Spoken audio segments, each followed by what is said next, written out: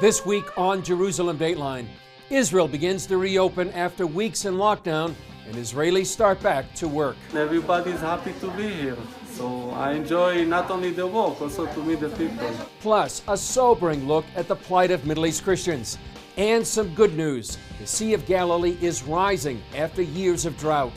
And Jerusalem gets a gift of the Lion of the tribe of Judah from U.S. Christians. All this and more this week on Jerusalem Dateline. Hello and welcome to this edition of Jerusalem Dateline. I'm Chris Mitchell. After weeks of negotiations and more than a year of uncertainty, it appears Israelis will finally have a government and prevent a fourth election. 72 Knesset members endorsed Prime Minister Benjamin Netanyahu to form the next coalition. Netanyahu will continue as Prime Minister for the next year and a half, when he will turn over the top spot to blue and white leader Benny Gantz. The Supreme Court rejected an appeal to prevent Netanyahu from forming the next government. This decision gives expression to the will of a majority of Israelis who knew that Mr. Netanyahu was indicted and nevertheless want him to be able to form the government and to try and clear his name in court simultaneously. It was COVID-19 that helped forge the agreement between Netanyahu and Gantz, and now Israel is taking the next step to deal with the virus, reopening. The Western world is one place that's opening up for everyone, as the country is relaxing restrictions on one of the world's most stringent lockdowns. The decision follows a drop in new COVID-19 cases and includes reopening businesses and schools. CBN Middle East correspondent Julie Stahl brings us the details. Prime Minister Benjamin Netanyahu announced the move, saying Israel had fought the coronavirus well. We've achieved a very big success. One of the most visible symbols affected by the announcement is here at the Western Wall. The holy site is now open for general prayer, but people must pray in designated areas in order to keep the social distancing. Netanyahu also laid out a timetable that would allow Israelis to return to a more normal life by the middle of June.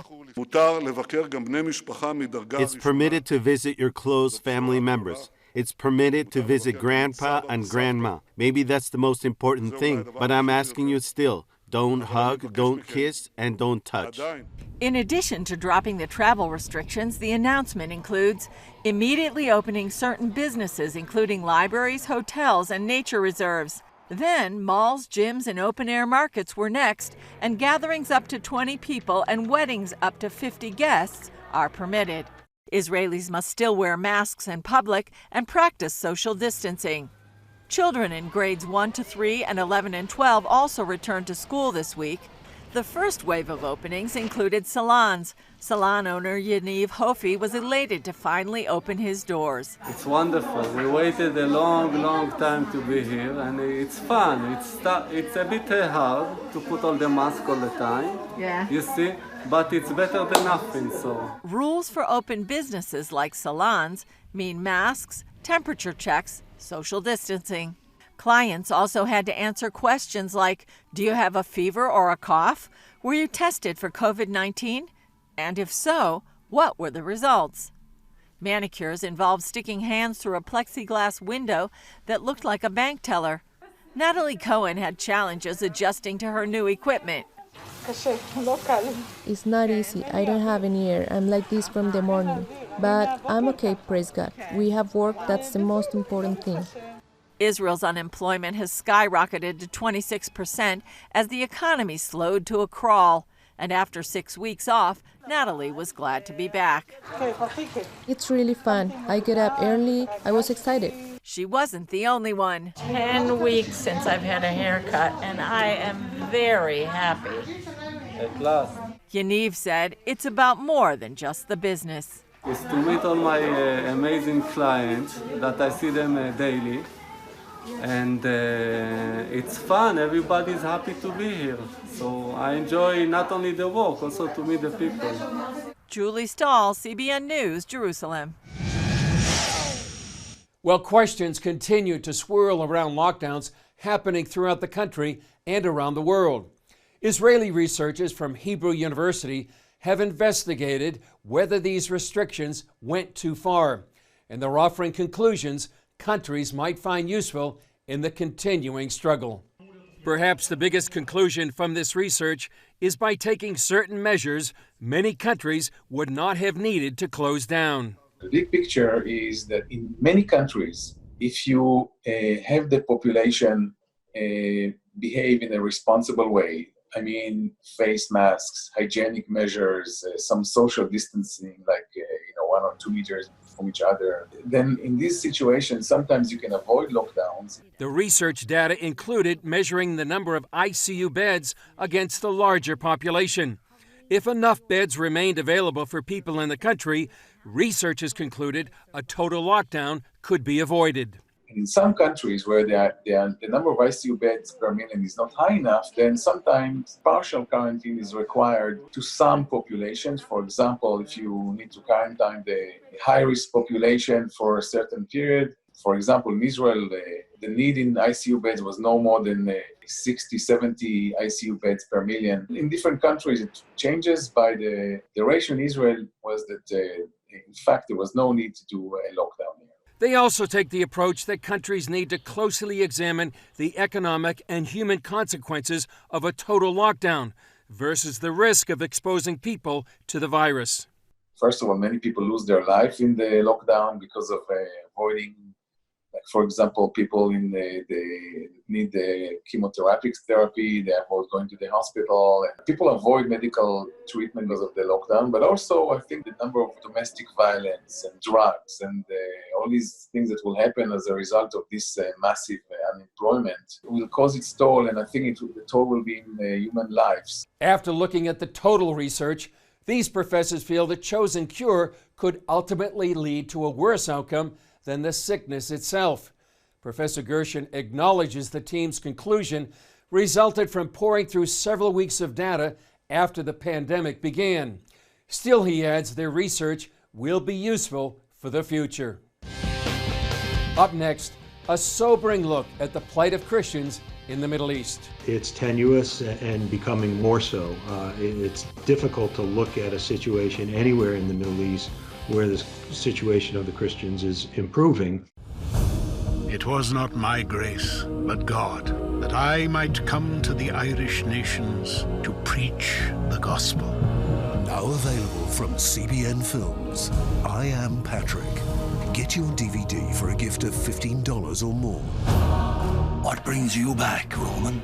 People thought that this mission was crazy, that his efforts to Christianize Ireland were doomed to failure. From slave to missionary. Who among you heeds the call? Why would this man put himself in danger among enemies who do not know God? From sinner to saint. Patrick's story began a chain of events that is quite remarkable in the impact that it had. I am Patrick. Those are the words that begin the history of Ireland. I Am Patrick. Get your DVD of this inspiring documentary today. Call 1-800-700-7000 or go to cbn.com.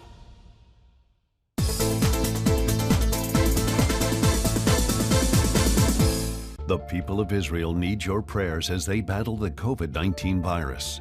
In CBN's free guide, How You Can Pray for Israel During the Coronavirus Pandemic, you'll discover ways to pray for Israel's leaders and government officials, healthcare providers on the front lines, Holocaust survivors and the elderly, struggling families, and more. Get your free copy of this valuable prayer guide. Call now or go to cbn.com/pray for Israel today.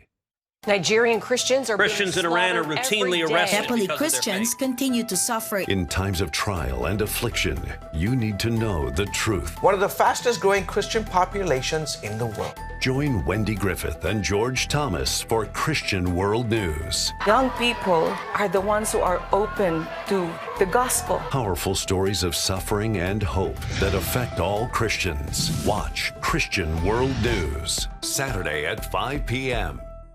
Hey, if you're tired and exhausted all day, you can't think clearly, and you really just need a cup or even a pot of coffee to get through your day, then join me, Dr. Josh Axe, for this new series where I'm going to teach you how to transform your diet, and use essential oils and supplements to get a better night's sleep. Get Protect Your Sleep and live your best life with innovative information from 5 leading sleep experts. If you're not a great sleeper, you can do things to make yourself a great sleeper. If you're already a pretty good sleeper, you can enhance your sleep and be even better. Discover a sleep-enhancing bedtime routine, how to put insomnia to rest, learn how to relieve pain that disturbs sleep, and much more in Protect Your Sleep. Everything you do better with a good night's sleep.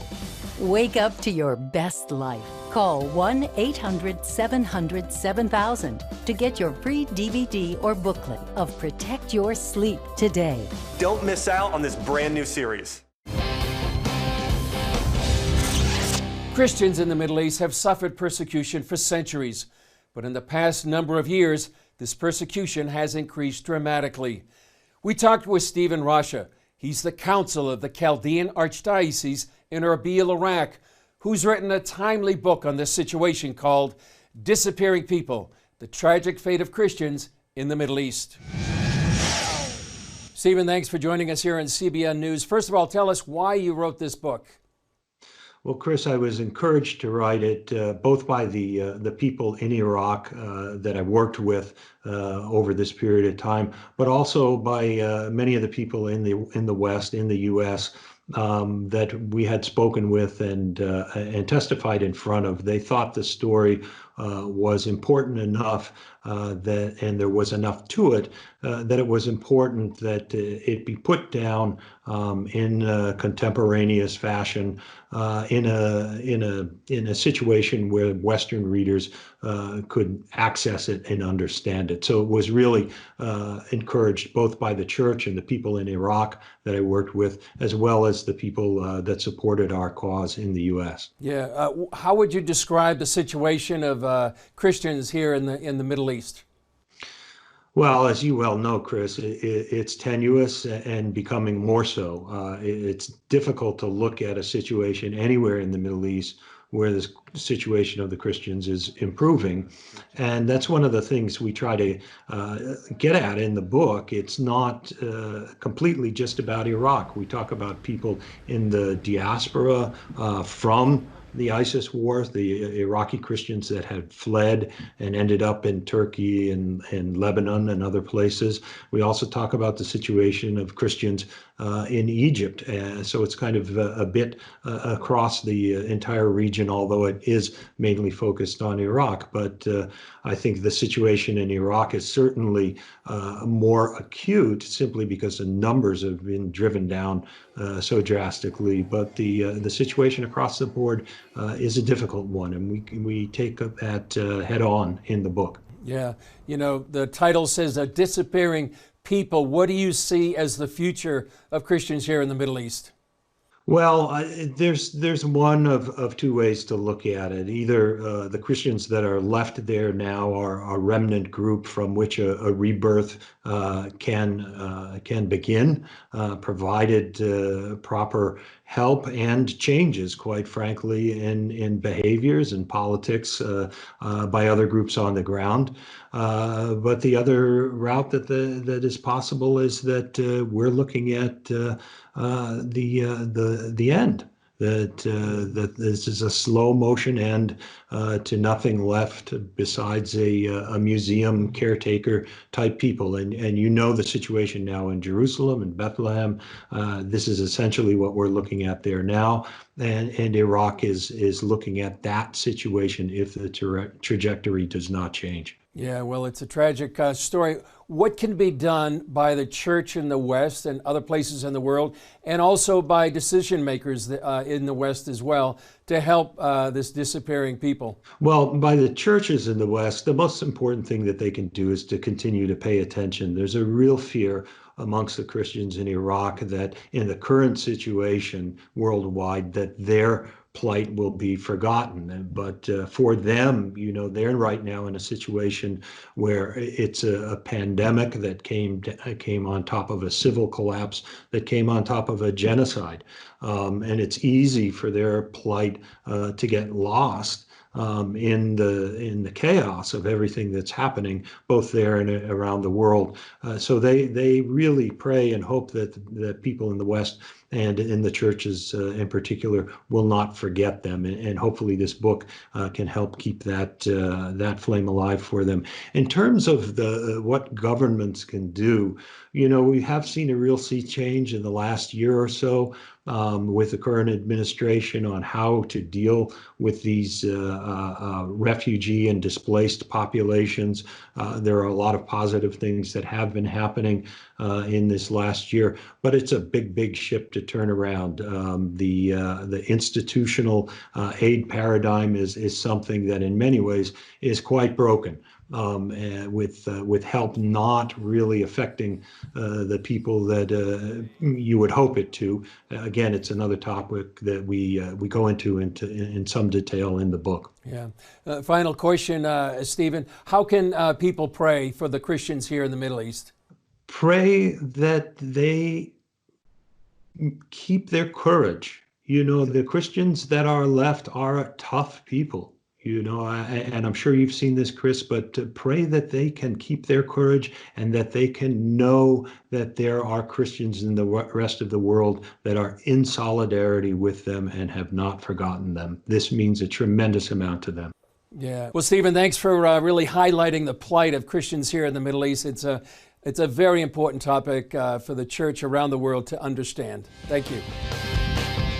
Up next, it's the sea where Jesus walked on the water. Find out why people are talking about it once again. Every time I see a full lake, it's like I want to sing, I want to cry out of joy. Now, for a limited time, you can get 5 of CBN's critically acclaimed documentaries.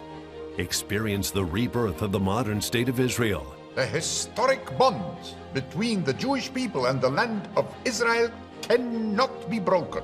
Relive the battle for Jerusalem in the Six-Day War. Jerusalem is yours, forever. Discover how Israeli volunteers are changing the world. When people need us, we volunteer and we come and help. Explore the world of Israeli technological innovation. We're people of dreams. God gives us dreams. And that's really the roots, I think, of much of our innovation. And understand the biggest land dispute in history. Many Palestinian Arabs claim that the Jews stole Arab land. But is that the real story? This exclusive Israel DVD collection can be yours for a gift of $40 or more.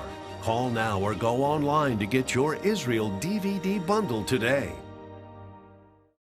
Hello, I'm Dr. David Perlmutter, board-certified neurologist and #1 New York Times best-selling author. Wouldn't it be great to boost your energy, eliminate brain fog, and even reverse brain disease? Well, you can, and I'm going to show you how, along with some of the world's most well-respected brain experts, in this DVD, Protect Your Brain. Get Protect Your Brain, a free DVD only from the Christian Broadcasting Network, featuring experts on the cutting edge of neuroscience and brain health. No matter how many times you've failed in the past, you really can do this. In Protect Your Brain, you'll discover simple strategies to keep your brain young and healthy.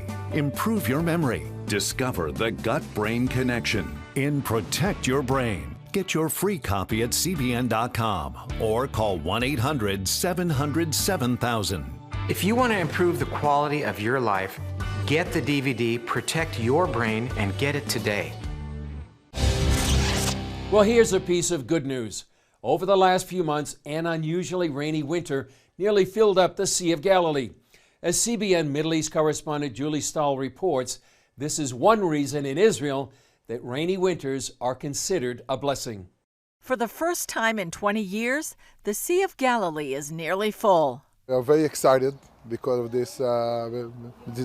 this fact, and it's very good for all of us around the lake, the Sea of Galilee, for the agriculture, for the farmers, for the tourists, for everybody.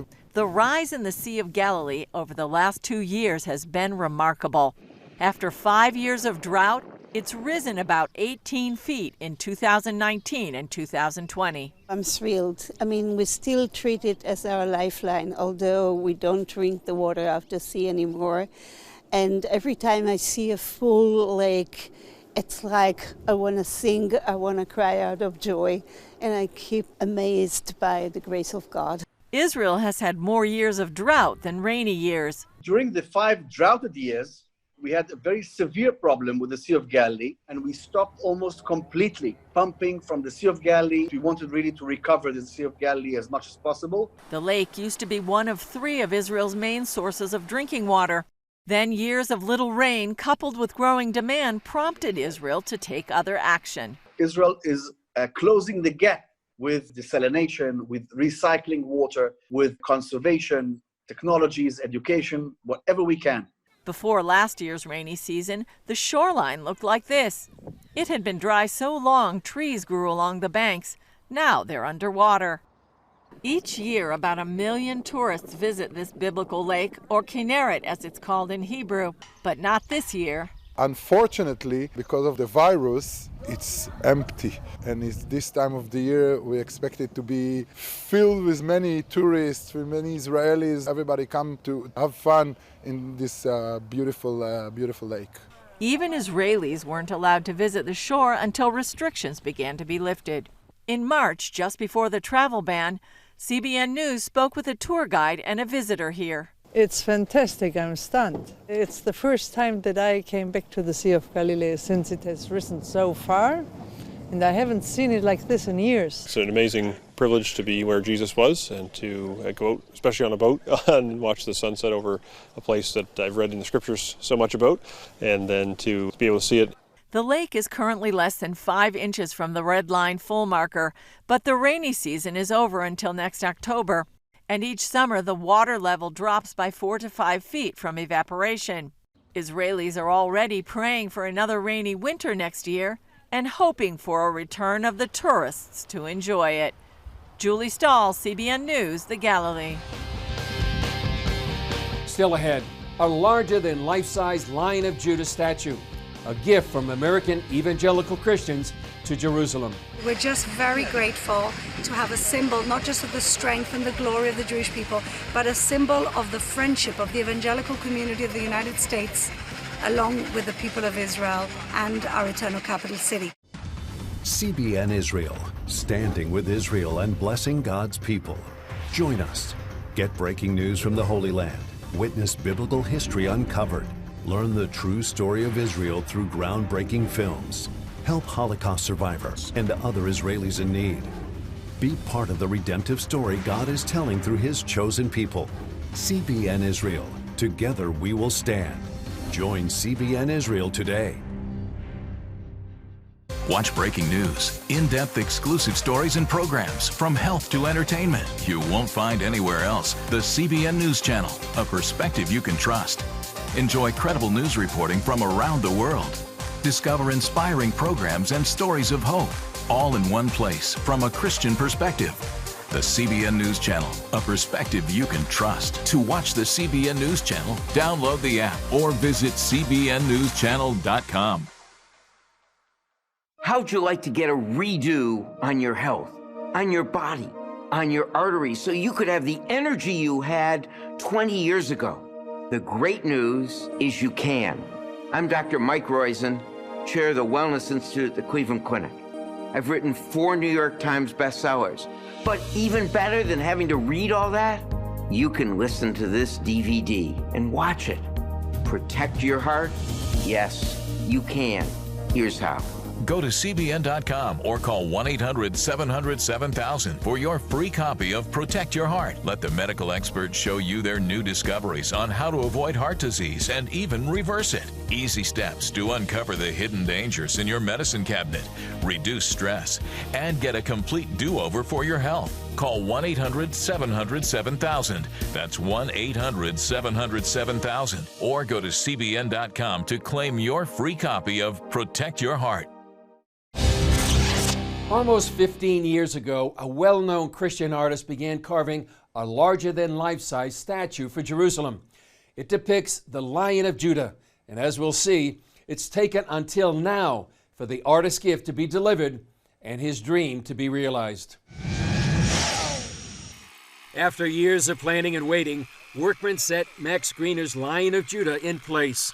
Jerusalem's deputy mayor said the gift sends a message. We're just very grateful to have a symbol, not just of the strength and the glory of the Jewish people, but a symbol of the friendship of the evangelical community of the United States, along with the people of Israel and our eternal capital city. The Texas artist completed the sculpture in 2017, but for 2 years it sat in an Israeli warehouse. Fleur Hassan Nahum heard about the statue from former U.S. Congresswoman and Israel ally Michelle Bachmann. She then began to find a home for it, along with help with Rabbi Pesach Woloki.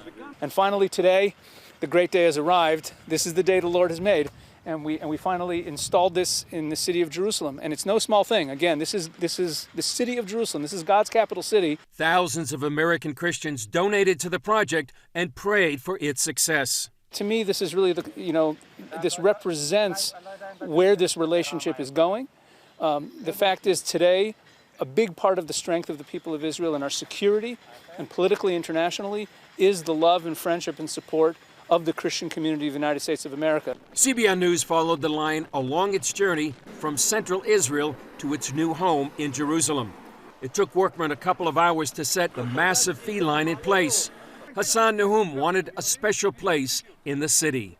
The first was that it should be in a park, because I really think that this is a beautiful, family-friendly piece of art, not just to look at, but to take pictures with, climb on, and I thought that it needed to be in a park because it feels more natural in a park than in the middle of a concrete square.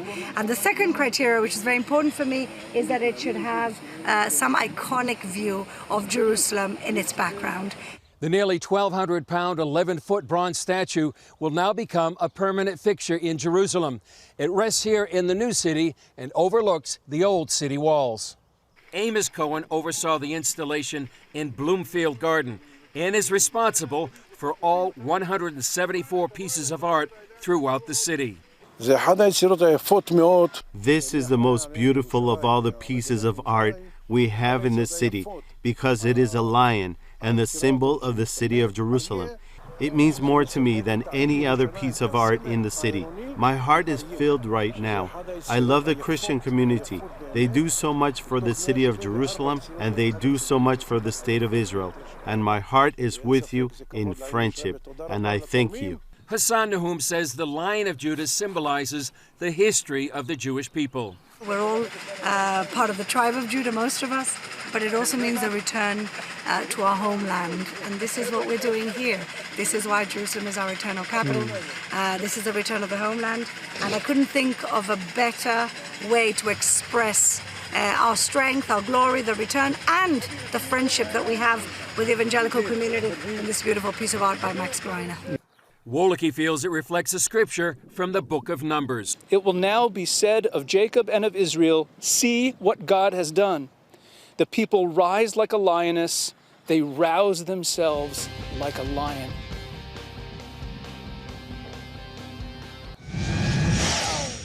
When you come here to Jerusalem, I'm sure you'll love to see the Lion of the tribe of Judah. Well, that's all for this edition of Jerusalem Dateline. Thanks for joining us. Remember to pray for the people affected by the coronavirus pandemic. And remember, you can follow us on Facebook, Twitter, Instagram, and YouTube. I'm Chris Mitchell. We'll see you next time on Jerusalem Dateline.